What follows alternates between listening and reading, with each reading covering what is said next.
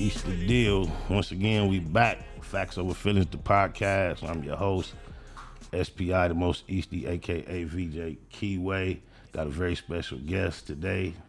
Not only am I fond of this young man because he's my nephew, however, he's one of my heroes. I want to introduce y'all to EP, the one and only Eli Penny. Welcome, man.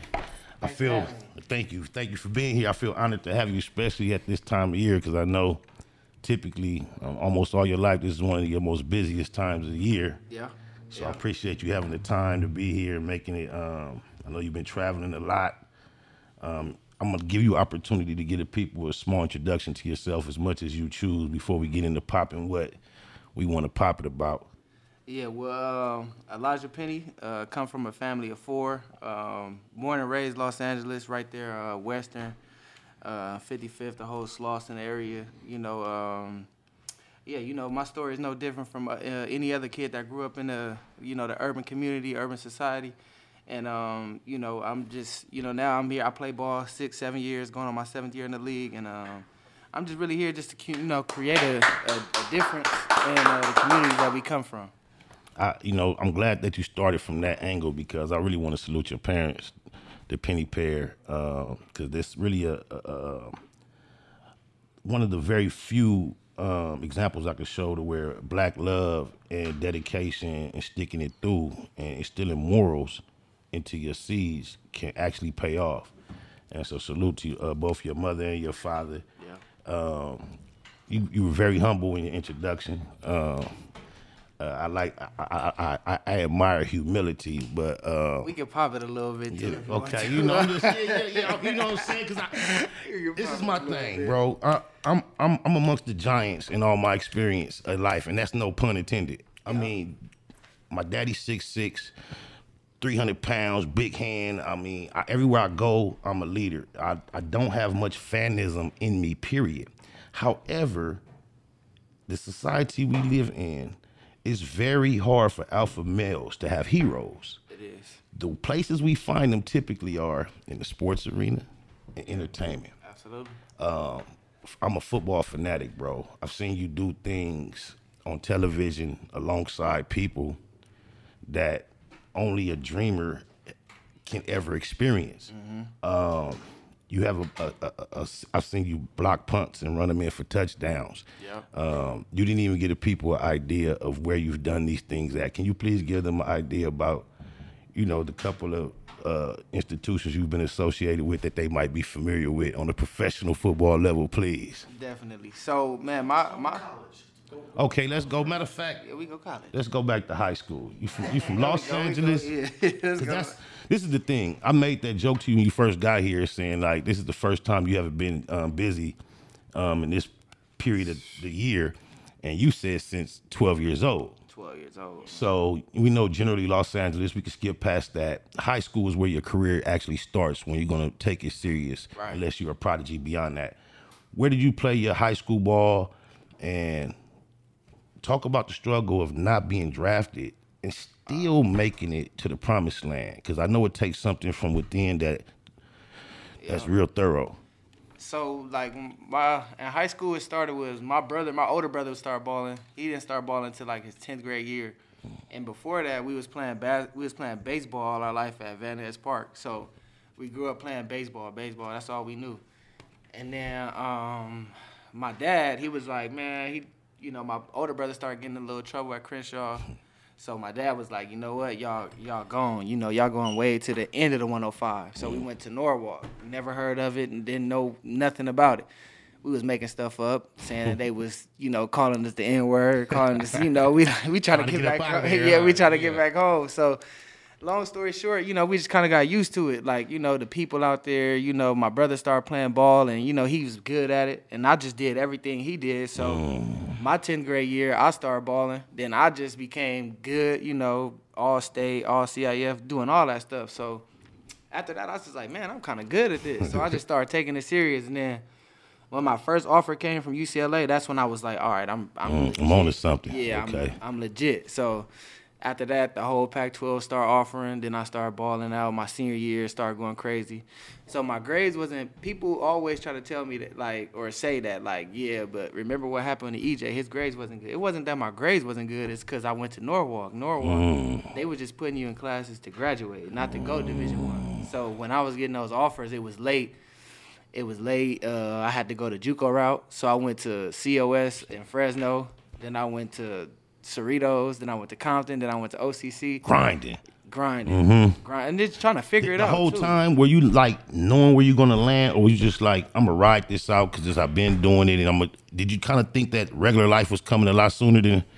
I really was just fighting it, like, cause my pops was like, man, just go get, like, he come from an era. Big Five. Yeah, yeah. So he was like, man, go get a job. He was like, when I was your age, I had money. You know, we college kids, so we was living a totally different, you know, life that he was accustomed to, especially for a young 20-year-old. So he was telling me and my homies like, man, I had money when I was y'all age. I was this, I was doing that. I was like, man, well, we playing ball though, it's different. So it's like. So I ended up working at Target just to satisfy my pops for a little bit. And then I quit working. It wasn't for me. But the whole time when I was preparing, I knew, like, my work was going to take me there. So even if somebody was, like, doubting me or whatever, like, I just always knew, like, I'm the one putting this work in. I'm doing this. And I just believed in myself so much. Like, I had no doubt that I was going. I didn't know when. I didn't know. You knew you was gonna land. I knew I was gonna land. I didn't know when, but I knew it for sure. I was gonna get into it. You played the same position all the way through, or did you play multiple positions?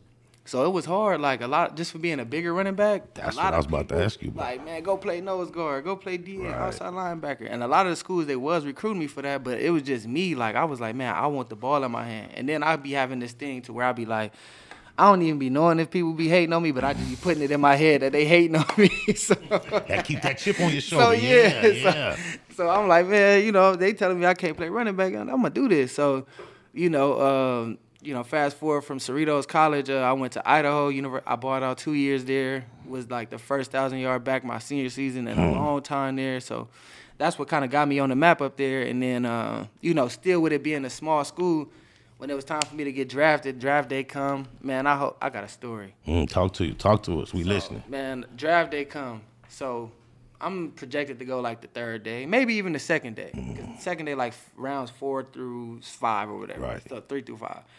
So we have a party, big party and everything. Agent throw the party, moms throw the party, so everybody is there. And I'm thinking I'm about to get drafted, so like, is the camera set up for, like, when we get those little cutaways, like how the parties be going on, the family be mingling, so you set up, dressed, Dougie, waiting for that moment. Okay, I'm listening. I'm waiting, so I'm getting calls, like the 5th round start coming, and I get the Chargers call, like, yeah, we about to get you right now. Steelers call, we about to get you right now. Saints call, we about to get you right now. Ain't none of them dudes call me. They play a game like that? Yeah. Fucked up. Ain't none of these dudes call me. So, mind you, my whole family is there, like extended cousins, everything. I go in the room, man. I just go in the room, and I'm just like, man, I failed myself. Pops come back in the room, like, man, come outside. Like, you know, you still a, you know. You didn't fail, you know what I'm saying? Come outside. Come show your face. I'm like, all right, whatever. So, my agent called me. I ain't get no call, no draft, no nothing. And usually when you get drafted, you got guys who go undrafted, free agents who get the contract. I ain't even get the contract. I was a straight trial guy. So my agent hit me after all that and was like, well, hey, man, you wanna try out for the Cardinals? And I was like, man, I guess. So, I'm like, man, I guess. So at that time, when I told my cousin that I got picked up by the Cardinals, he ran in the house and told everybody I got drafted. And I was just trying out for the weekend. So it was like, pressure on. Man, yeah. And then my mom's hugging me, crying. My dad hugging me. So I'm like, God. So I'm like, they don't even know. Like, this not even. So you didn't even you had the courage to say, no. You just let it ride. Nah, I didn't. But then I had to, once I felt that pressure, though, I kept it. I was like, all right, you know what? I drove to the beach that night. Me and my fiance, we drove to the beach. I was like, man, I ain't coming home. That's right. I'm not coming home. And then, shoot, I did my workout. I balled out that weekend. I just made sure I looked better than the dude that they had signed over me the whole weekend. And then, shoot, that Sunday after that practice, they was like, Elijhaa, come upstairs.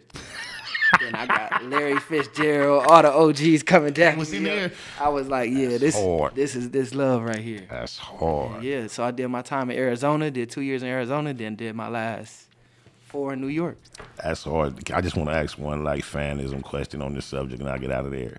Like, what is it like being the guy that Eli trusted, keep him safe in that pocket for a while? Man, that was. Do we respect what you was doing for him? A lot of the OGs respected what I was doing, man, and that's where like a lot of like. I mean, I don't need like. That's where a lot of my gratitude come from. Like, when I get respect from like Eli Manning, Carson Palmer, Larry Fitzgerald, Chris Johnson, Adrian Peterson. Once I seen that, like, you know, they noticed me and noticed my grind and noticed the type of player I was. And then once I got my respect from them, I was good. With you and Eli, was it any special bond because y'all had the same name, Eli E? Yeah, they used to call him E1 and they used to call me E2? E3? I was E3 because we had Eli Apple. Okay, yep, that's we had hard. Eli Apple. E1, 2, and 3. Yeah, that's so, hard. Yep. And then, you know, just being in there, I used to make jokes with the quarterback now in New York, Daniel Jones, is because my first year in New York, I remember Eli, you know, he's an older dude, older quarterback. So, you know, he looking for that quick outlet. Okay. Quick. He don't want to get touched. So, you know, Daniel come in. Daniel gonna hang in there, right? Yeah, he throwing my. So I'm like, hey, throw me the ball. Eli threw me 15 balls last year. So, throw me the ball. So did he give you more action? Yeah, he did. He did. That's what it do. That's what it do. He did. The boy, Barkley, cool. Yeah, Barkley good. He gonna be back this year. I know he, you know, the last couple years been tough for him, but this year I talked to him a couple times, and then just watching film, I think he look confident, explosive. That's what he do. I'm so proud of you, man. But I'm finna get off. I told you, like, you one of my heroes. It's not often you get a hero that you kind of watch grow up, and now he a hero. Just so proud of you, and I made it my business to try to keep a sports related theme today, just based on you a giant, no pun intended, in the sports world. And one thing I became aware of, or I noticed that happened, the league extended the actual season. Was it from 16 to 17? Yep. 17? As a player, do you actually feel the effect of that extra game? Do you appreciate it, or would you rather it stay? All right, I'm gonna give a real answer, not no media train answer. Okay. Nah, we ain't messing with it. Yeah, it's too. Yeah, I mean, even though they cut the last preseason game, so it's 3 preseason games, and then they added a regular season game. But at the end of the season, like to me, and like just stuff that I hear from the locker room players, and you know, it's just too much on the body for older guys. Because some dudes feel like 16 weeks was 16 games was already a lot. So now you adding an extra one, like to fans, to people who are entertained by the game, maybe it don't bother them because they not. Well, it don't bother. Right, it doesn't. We already feel robbed when you're a football fanatic versus baseball or basketball. You feel robbed because they all they get 80 to 100 games and we get 16 games. So of course I have young boys that play football, so I went from a gladiator to a parent real quick. I don't care if they all quit. I respect what y'all put on the line so consistently, but when my baby's out there, I'm like cringing now. It's just like, and so I can definitely understand why that would seem. It's almost like in the regular work world, that's overtime. It's overtime. Overtime. I can dig it. I can dig it. Is it not even worth it when you consider the pay? Because it's only one game, so the pay doesn't even make it. Is it an incentive pay-wise, or is it just? So it's not really. It's just that they spread the checks out. They spread the money out. So you really only feel it that way? Yeah. Wow. Yeah. So it's really over. Wow. Wow. That's deep. So even if you negotiate this amount of money for a 16-game season, we're adding a game. We're just gonna spread that same money out over extra game. Yeah, okay, you NFL,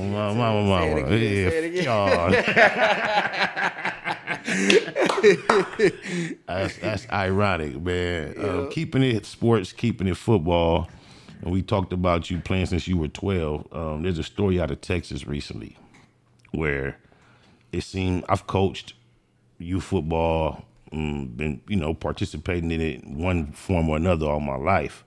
I've heard about fights, I've seen fights, but now we got to see not only a fight get out of hand where our kids are playing football, but then someone got shot to death.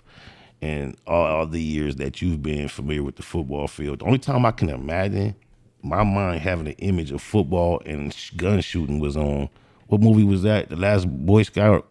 Y'all seen it on Damon Wayne. Somebody got shot in the end. He ran a touchdown. Then pulled out a gun and shot somebody on the field. Yeah, that's how ridiculous it is. Nobody knows it. But what's your thoughts on, just imagine all the days you spent out at the field waiting for the next game for your brother to play. How the fuck, what is it that you can imagine would cause something to happen within a youth football field that would cause someone to end in gunfire? And we have what's your thoughts on the fact that a coach, a father, lost his life right in front of so many children? I think it's definitely unfortunate, but I think that like when we get into these like environments with the kids and you know it's getting competitive and stuff, like I feel like a lot of adults and older people, they forget that this what it's about. It's for the kids, and it's for them to have fun and to create memories. So, you know, for a kid to be out there, like what if a kid was out there and to say that like this is all he know, this is all he got, this is what he love, and he may be going through something at home or at school or something, and then that's so often the case. Yeah, yes, exactly. Yes, yeah. So, and it's like, man, you do that. This ain't the place for that. Not at all. So, you know, my condolences to the family and you know, all that stuff. But you know, I just felt like as older people, older adults, I don't know if we was black or white. Yeah, it was us. It was us. It was us. It was apparently all us. See, and that part right there, and it's like we definitely got to do better because I feel like football is our sport. So when it comes to like, you know, the representation of it, especially at the lower level, it's like, come on, we gotta do better. We gotta do better. Do you think about the way that they describe the way trauma affects the young mind, and to be, like you say, for football, for so many youth, football is an escape from all the other bullshit that they gotta face, and so to be here in one of your most safest zones and see that erupt, it's kind of like find hard any pocket of society to trust after that for a lot of people. I couldn't imagine witnessing something like that at such a young, tender age. So I want to also add my condolences to those that were personally affected by that. I think it's crazy, man. Not only did the kids get to witness that extreme violence, somebody lost their life. 2 people lost their life. 1 is dead. But you know what I think about this too? This is the crazy part. They were in Texas. I think it's an open carry state. Yeah. And throughout the melee, you see somebody, I think they had like the down marker, and that was being utilized as a weapon. I've only seen the footage once or twice, and it's kind of like moving so fast and chaotic, but all I know is that was swung before the gunfire. And once they get to court, ain't no telling how he could mitigate what he did. And that'd be even deeper for him not to lose the rest of his life. But there was one life lost who seemingly was dedicated to some positive things, being out there with them kids on a consistent basis, trying to help them learn. I think that's horrible. Let me play you guys a short clip. Okay. At a preseason Pee Wee football game in Lancaster, an argument quickly turned into a fight. Not even the game that counts. Seconds later, it ended Scrimmage with game. a deadly shooting. Scrimmage game. That's we whack. saw one of our coaches laying down on the ground right there. That's whack. That's tough. Michael Freeman runs the DEA Dragons, one of the teams playing when the shooting happened. The coach killed was their offensive coordinator and former UNT star, 43-year-old Mike Hickman. More than just a coach. Great father, great man, great role model, great mentor. Freeman says the fight began when Hickman went to grab a ball and someone kicked it away. Police identified the shooter as Foot probably came close to his face. and are still trying to find him. I heard gunshots. His brother was. That's the first thing you heard? Yeah, gunshots, people running. Tavar Watson owns the North Dallas United Bobcats, the other team playing. He says Talib and his brother, former NFL star Aqib Talib, are both coaches for the team. I think it's all senseless, man. Like, yesterday was probably the worst day of my life, man. And Watson has been friends with Hickman through football for roughly a decade. I lost a good guy, a real, what we call stand-up guys, one of the guys that's there for his family. I'm lost at words. I don't know how to explain that to the kids. That's the part that I'm stuck on right now. How do I explain it to them? Why? Yeah, what the The fuck? 9-year-old kids playing were just yards away 9-year-olds. from the shooting, including Hickman's own son. I held his son, little Mike Jr., and I held him like my son. Damn. And it was very, very, very hard to hold him and console him because, again, I mean, just letting them know that we'll be there for him. At a game that... See, I'm gonna let you give your feedback. My thing is, Now, from what they said started, he was going to grab a ball and somebody tried to kick it. That sounds extremely petty, but when I saw that, I saw the potential of a foot coming real close to my face, like somebody trying to kick me in my face. So for that moment, I can imagine an aggressive reaction. For it to still get there, that's still extreme, but that's crazy. Man, that is, man, I really ain't got no words for it. I can understand. Speechless 9-year-olds. Exactly, especially like us having our Pop Warner program too, and I'm just thinking about my son. I'm just like, man, it ain't. The dude saying, I could hear it in the man's voice saying, I held his son, Michael Jr., like he was my son.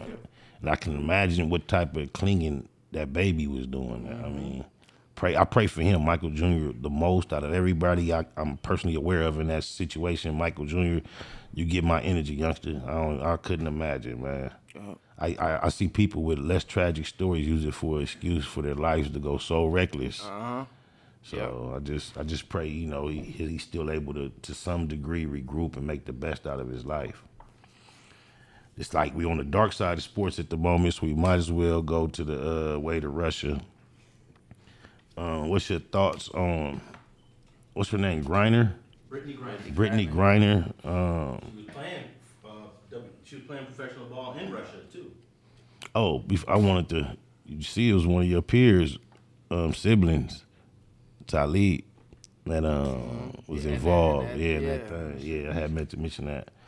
But as we transition, I find it crazy that in California, America in general, marijuana is becoming more and more accepted and legal. Russia is involved in a very high-profile, publicized war at the time. America is not an ally in that war.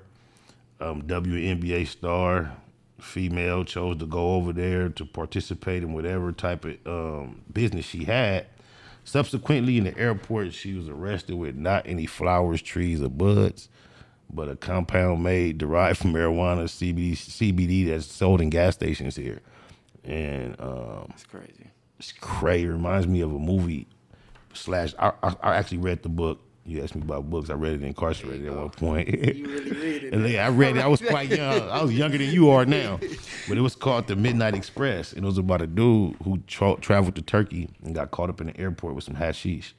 And he went through such a terrible situation as far as incarceration on a charge that you and I would have got cited out for. He was an American, and his parents wanted him to go to college, and he chose to go to Turkey to take a year off and just He realized how cheap hash was and tried to buy him a little personal big piece to take home. Got caught up, and they treated him like he was El Chapo. And that's what it reminds me of with this lady. However, when you think about the way Russia has to think about America, they don't give a fuck about America. She goes over there. Of course, we think it's petty. However, they don't. She's facing a lot of time. What's your thoughts on that? I think that, like you said earlier, that marijuana is kind of like accepted everywhere now, 2022. And then, I figured that, we know that she's a big WNBA star, so she's the big fish. So, Yes. if there were anybody else to do that, I feel like it'd just be a slap on the wrist for. You think if she was not pigmented, such like you and I, she would be dealing with the same thing? Do you think that's factored in? No, she wouldn't. Blonde hair, white. No. That's a slap on the wrist for sure. The people who cuffed her up probably 9 times out of 10 blow some marijuana. Exactly. It's probably. Tell me this: hasn't the NFL no longer, is it not an issue as much controversy as marijuana has caused for players? Is that no longer? So the NFL now, the way they got the test is like, they know the majority of the players smoke. We all smoke. So they know that, like, when it's time to test, like, I forgot how it goes. Like, you would be able to smoke that morning and test by 2 p.m. And still be okay. Okay. Good. So they kind of like limited. Basically, the don't be baked at the testing time. Okay. I can dig that. I can dig at that. the testing time. I can dig that. That's it right there. But nah, I feel like, and another thing, I just feel like it was bad timing with her too. Here you go. It's bad timing. I more think than anything. I agree. More than anything, bad timing. I also feel ironic that there are still people, though, how America is acting like they want to show some outrage about her conditions. they haven't rectified everybody in America that's incarcerated behind marijuana, even though our laws have changed. And I think America often finds itself contradicting what it considers its morals, even when it like has some type of moral indignation about Ukraine being invaded. When we know this is not originally European American soil. Nope. So they often find themselves on the contradictory side of those type of issues. So I'm not shocked. I'm not no hater. Definitely wouldn't wish jail on anyone, no foreign jail on top of that. So free Griner, man. I wish for her early release. But you know what I also have heard suspicious as an issue is that she is not natural heterosexual. And from what I understand over there in that region, that is highly looked down upon. And some people feel like they might not appreciate her presence even because that might be weighing in. Yeah, that could be. I ain't know nothing about that. That could be it too. Yeah, I think that's I've heard that reported more than once, and I've also heard reported that in exchange for her release, Russia done asked for some cold motherfuckers who we got locked. U.S. like, nah, we cute. They might. She ain't one of them. Yeah. But like, if you could look up what they asked for in return, we got like some real prisoners that they cold. I believe we do. But you know what? It blows my mind. Look how much more our athletes get paid than our soldiers. America has prioritized certain type of people over some of the more practical fundamental necessities. Yep. And they probably feel like to the Americans that's easy trade because they got some real gangsters. They like if you want her back, release whoopty whoop and whoopty whoop. And when you look at their resume versus what what? What? Excuse me. All right. It's like we jaywalked over there. They like, we got you for jaywalking. Griner's conviction. We turn to ABC News' Britt Clement, who is joining me now from Kyiv, Ukraine. Britt, Griner remains at the prison where she's been held since February. She's expected to remain there during her appeal, basically the next 10 days. How likely is it, as Maggie was just discussing, that she could end up in a Russian penal colony? And just remind us how the conditions, if she were sent, would be different to where she is now. Well, Russian prisons are notoriously harsh. They're considered nightmarish and in some ways endure harsh mental conditions as well. Some are forced, as Maggie mentioned, to watch propaganda videos on repetition. Certainly there would be serious and mental challenges for anyone, you'd think, even for a professional basketball player. Trevor Reed, another American captured by Russians who was eventually freed, he was in that same prison for nearly 3 years in that penal colony. He described being in a place, in a crowded cell with serious criminals, including murderers who had psychological conditions. Some, he said, he was threatened by or felt threatened by. When he was arrested in Moscow in 2019, he was a healthy 175-pound student.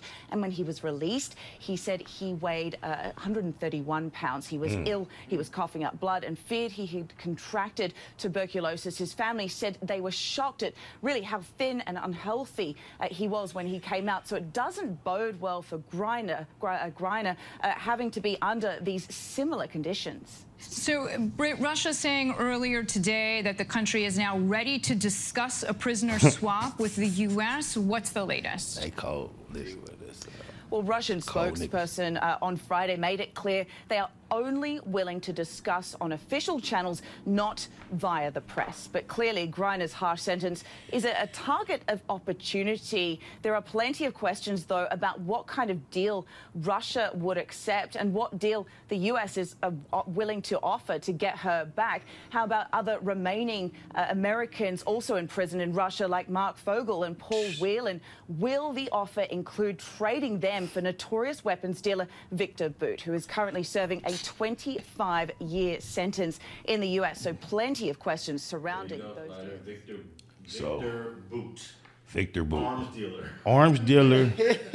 Arms dealer versus CBD cartridges. Exactly. Not even not even the bud, not the pounds. Yeah. This dude sells, and not only the weapons that utilize cartridges of death, real cartridges of ammunition. This is what he deals in. 25 years. And that's what they want to trade. That's crazy. It's like kidnap. That's like they got your baby. Now we finna find out how much America cares about Miss Griner. Yep. And in that report, you heard how they mentioned there's people in line in front of her. They getting us ready for the fact they finna leave her over there. And you ask them, what does the professional body need nutritional wise, even off season, on season? Because you're not getting that diet in prison. Okay. So I think they really trying to get us accustomed or used to the fact they about to leave her over there. Yeah, she about to. And I think like the average person, you see what they talked about the guy that spent 3 years in that prison. He's throwing up blood, lost 40 pounds. He's malnutrition. To be a professional athlete, you have to be on a far more strategic regimen when it comes to your diet. So I can imagine her being cast or thrust into such adverse, it might have even more drastic effect. Man, honestly, that's probably like one of the first things I think. Like, what is she eating? How is she eating? And when you go into starvation, your body goes to feed off fat. Her being a professional basketball player, and I've seen her, she's extremely lean. There's not much fat for your body to go to feed. She doesn't have 40 pounds to spare like the individual we just heard about. So I can imagine and then she's over 6 feet. Can you imagine the accommodations in that prison or the jail, the beds? Man. Yeah, she's going through something so miserable. I couldn't even. But America, you in a cold position. We are watching. This is our sister in any stretch of the word. And I'm gonna tell you this: for my sister and my daughter, I give up the arms dealer. So, America, that's your baby. That's your daughter, and a good portion of us are watching judgmentally to see what type of decisions you make. I think you should be a lot more hasty in your response. She should have been home. It's CBD oil. Y'all go to war over that other kind of oil. Let's get her back. Oh, my mama. I'm just saying, though, Factz Ova Feelinz, though, like, oil is the most personal shit. For the oil, y'all accepted in the majority of these states. Exactly. You dig a lies. Can I ask you a controversial question? Yep. All right. One of my favorite quarterbacks of all time is Tom Brady. I ain't gonna lie. No, that might be one of your nemesis. Just TB. Yep. Only time he lost. I mean, y'all gave him the first two. I couldn't believe it. He had 7, but I'm talking about the 2 losses. He would have 9. He would have 9. Yeah, and they got 2 amazing plays, 2 catches that wouldn't. Yeah, it's just like, he didn't. He would be too great had that not happened. So it's cool. However, TB now plays for TB, Tampa Bay. He was late to reporting to training camp this year, and there was a lot of speculation as to the reason. I think the official reason was personal family issues he had to deal with, which I hope deep down in my heart it is. And I'm going to accept that's what it is unless some crazy evidence pops out to the opposite. But I just wanted to get your perspective as somebody that knows how to look at it from both sides. You may even know or be familiar with this character. There was some reports saying that he had a problem playing for a black head coach, and that might have been the reason as why he was late reporting that he wasn't sure if he was going to come back. He might have. Do you think that, from what you're aware or familiar with about his character at all, you think that could have played into it at all? Man, just from knowing like coaches that coach them and players that No way. No way. I'm so glad to hear that. I trust what you say, nephew. No way. I fuck with TB.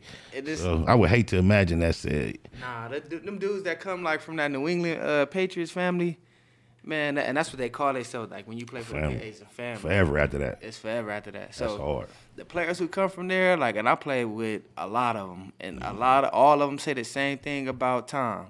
They be like, Tom is. Cuz, I gotta say this.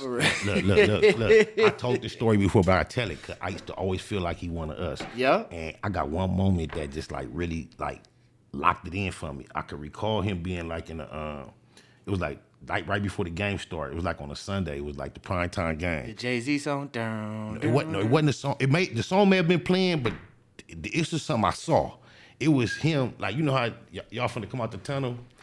Cuz was the very first person. The whole rest of the team was behind him down the tunnel. So for the camera angle, all you can see is him, and you can see the shadow of helmets and face mask.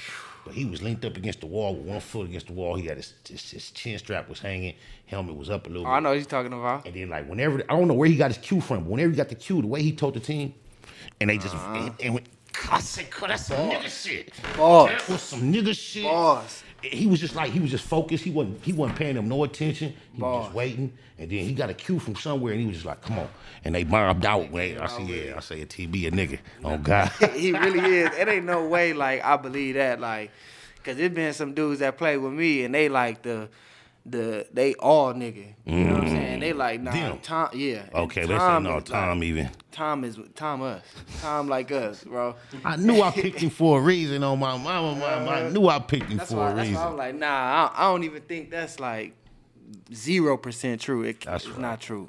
I mean, you know, even though they kept it over there, and even as you say, it's family, but I know they have a tradition for being like efficient without utilizing us in some of the key positions with the Edelmans and the Gronkowskis. They've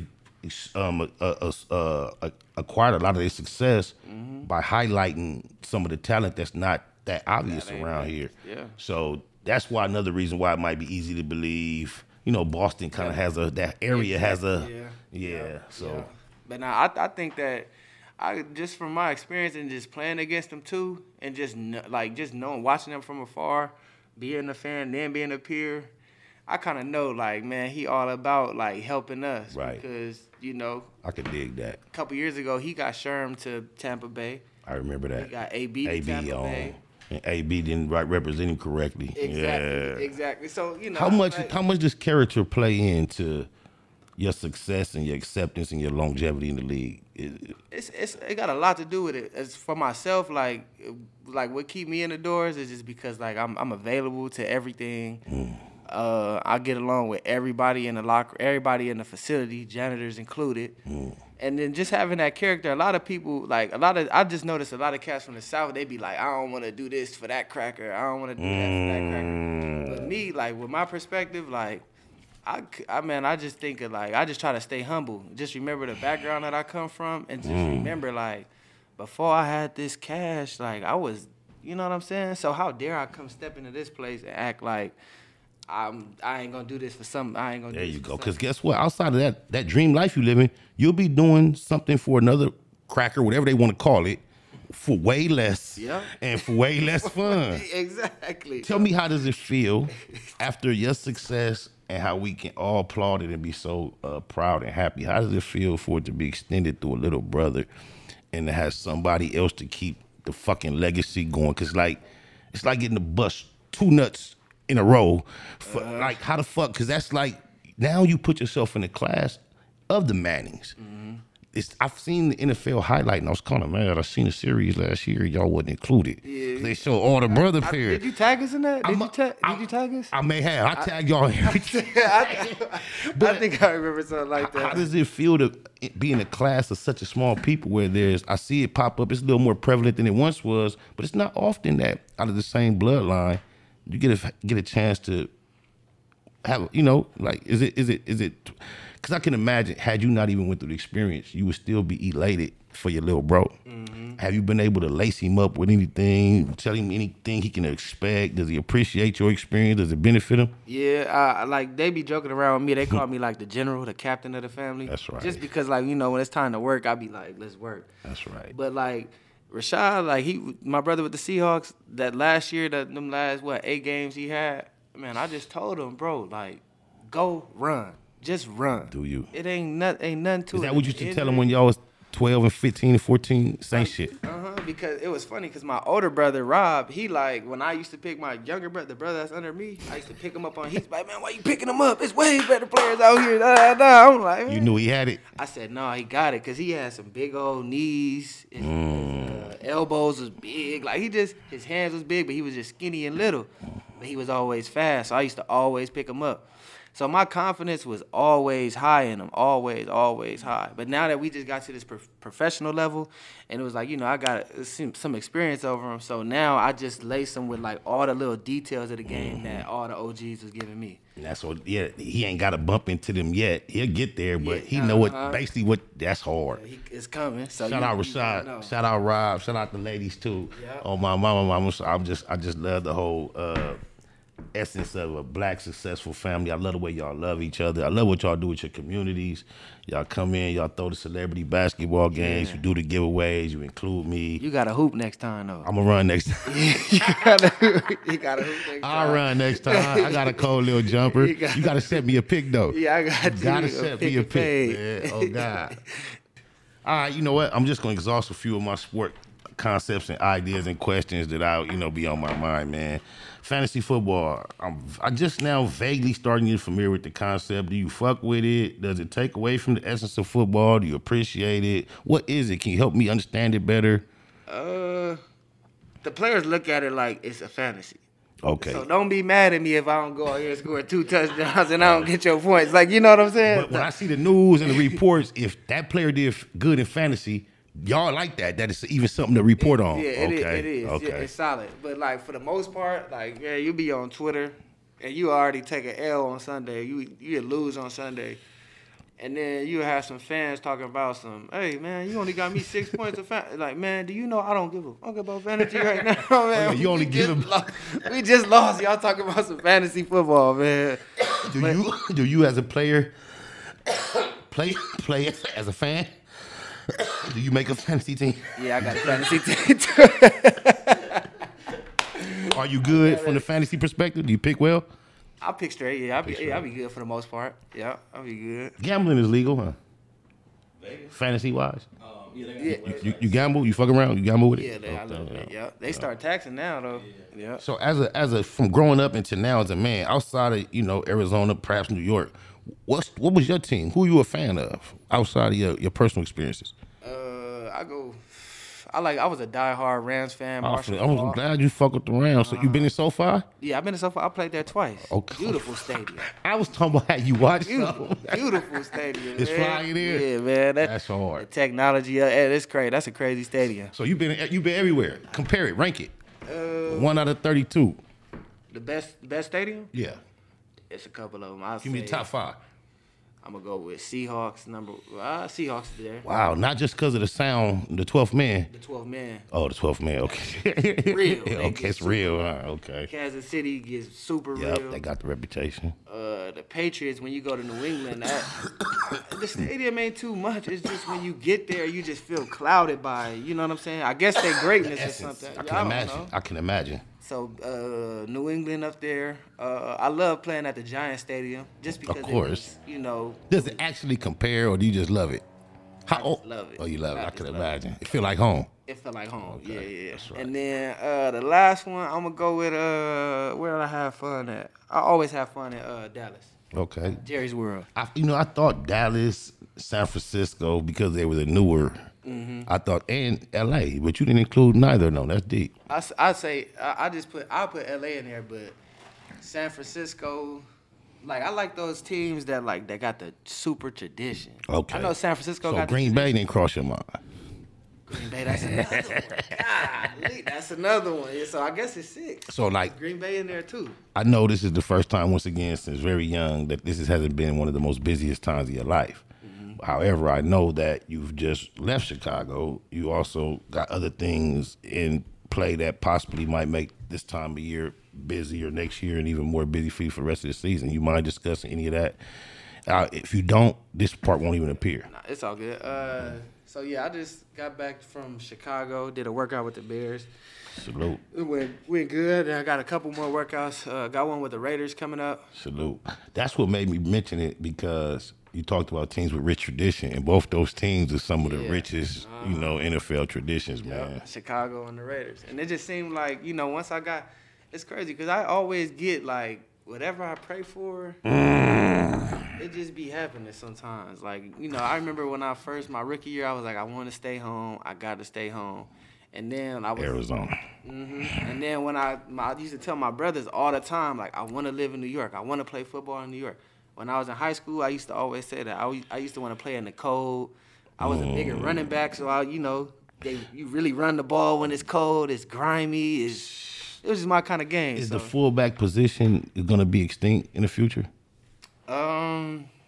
See, the way the game is going, the answer would be yeah, you can kind of say that, but then again, you see teams that's going back to that 2 running back system. Yeah, I've been seeing that. So you got to implement a fullback, just to give just to give a different look for defenses and stuff. So it's kind of shaky, and I don't even know if they call it fullback no more because I ain't even really had no true position. I used to just right. To me, you're a big guy, but relative to the average guy out there, are you big on the field? Yeah. Nah. Some big old niggas. It's some big niggas out there. So, is that where the concept of technique beats size? Yeah. So that's just what I like, how I excel. So just really paying attention to details, and then really just watching film, like. Because I remember my first couple years, I used to be nervous when I used to go up against, like... that's what I'm curious about. Cam Chancellor and them dogs. Right. I used to be like, oh, I don't know. Because I used to, when I was young, I used to just try to go and just go meet force with force. Then I got older. Match a few times. Exactly. Yeah, I did. I could imagine. So as I got older in the game, I just learned, like, all right, let me take a proper angle, or let me get to him like this, or let me put my hands right here. Like, everything just, like, past year or two, like, when I seen, like, athletic ability slowly decline, just a little bit. Because of life. Yeah, correct. Just a little bit. So when I seen that, I was like, okay, I got to do this now. I got to do this. I got to hot tub, cold tub for this long. I got to do it. Just. That makes so much sense. Yeah. Like, we get a few because of the way the microphones work and mic'd up, we get a little idea, but do we really have an idea how much shit talking go down out there? Hell we don't. Hey, man, that Sundays is, man. Like, church is the holy day you talk sweet. But it's you the feel me? I field. swear to God, I tell that to myself. I told the homies that all the time. Like, man, do y'all know we play this crazy game on the Lord's Day? That's deep. And we talking crazy. Man, deep. the COVID season was one of the best seasons because, like, those is like them back. Like, to me, that's when you know, like, because some people, when the crowd is, like, live. That's a good thing to bring up. You're not thinking about. What explain the difference. The opponent. That loud-ass crowd versus nobody. What the fuck was that like? That blows my mind. To me, it made the environment more hostile. It was more about y'all and what y'all felt. It was more hostile. So teams was playing harder. Everybody was playing faster. You can hear the coaches. It felt more like scrimmage, there. huh? Yeah. You can hear the coaches over there. And, sometimes the scrimmage be harder than the game. You see the big rumble. Who was that? The Bengals and the Rams? The Rams. You see, they ain't doing that on the game day. They so chilling game day. At that moment, unless you was part of the immediate part, are you a diffuser or a motherfucker running up saying, what's happening? Later in my career, I got to what's happening. I got to what's happening quick. That's right. Even to start though, because it just the type of player that I was, my role. I was the grimy guy, Iron Man type, You know where you from. I don't give a fuck. You could graduated from college in Idaho. I don't give a fuck. They know where you from and the kind of daddy you got. All that they gonna look for that from you. That's what I carry with me. Like I wasn't going out there like. Of course not. Like right. Nah, but I was. I just let them know. Yeah, I get in the end zone, doing my thing a couple times. That's right.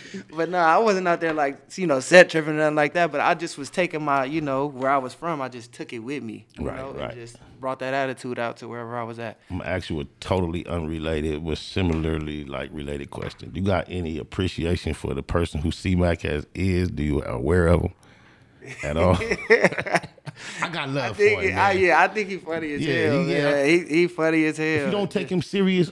And I think if somebody gets a hold of his career and doesn't get the world to take him serious, I think it's sky's the limit. Yeah, I text you the other day and I told you when I was listening to Beautiful Day. Yeah, you did. Yeah, it's bro. I ain't gonna lie. I was faded. I was faded a little bit. Nephew used to dance. Just think about it. You got to have the agility to come through a hole this small. Yeah. A motherfucker might or might not make a block. It take a lot of tiptoeing to get through them small, especially when you're a big old nigga. You gotta be light on them toes. Tell them about that dancing background a little bit. Nah, so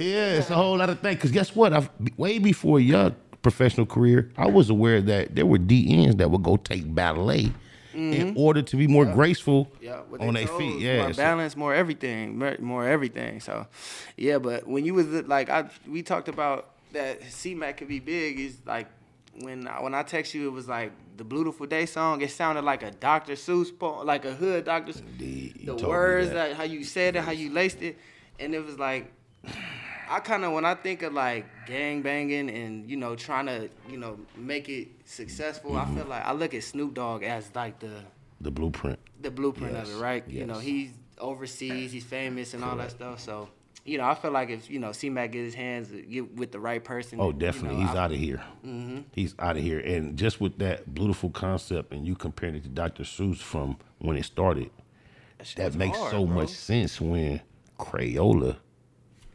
came with this. Yeah. Shout out to Betsy Boat, because Betsy Boat is a white female who's legendary in the hip-hop industry as a publicist.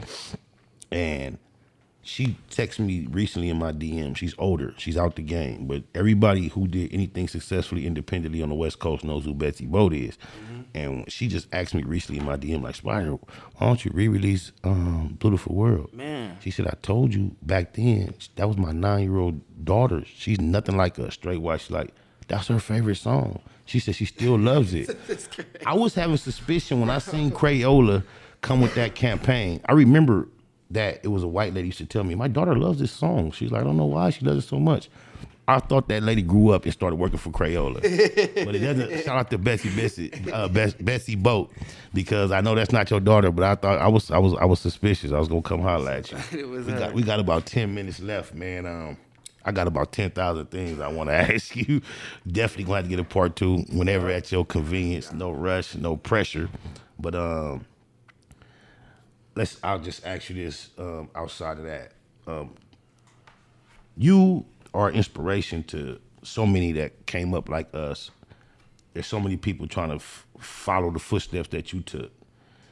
Anything that you would say to anybody that you don't know that just might be trying to go down the path that you went?